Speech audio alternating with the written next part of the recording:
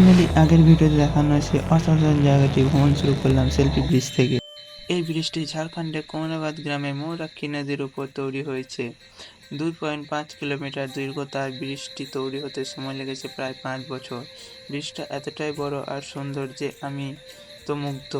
বন্ধুর আবেগ ও বাইকের হ্যান্ডেল ছেড়ে নাচতেই শুরু করলাম। তারপর এখানে একটা ছোট্ট ভিডিও শ্যুট করে নিলাম, চলো তোমাদের সেই এডিট দেখা।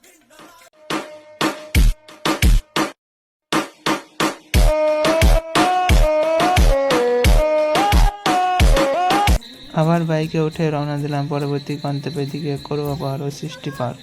সেখানে ছিল এক মনোরম মন্দির। মন্দিরের সিঁড়ি পেয়ে উঠতেই চোখে পড়ল বিশাল এক জুতো ঘর।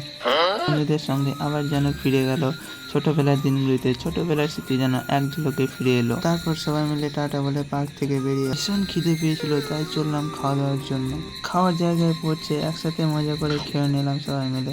সবশেষে ফিরতি পথে রওনা দিলাম বাড়ির দিকে। সেলফি ব্রিজ, সৃষ্টি পার্ক, করোয়া পাহাড় সবকিছু টাটা জানিয়ে শেষ করলাম আজকে সব। তোমরা কে কে গিয়েছো কমেন্টে নিশ্চয়ই জানাবে।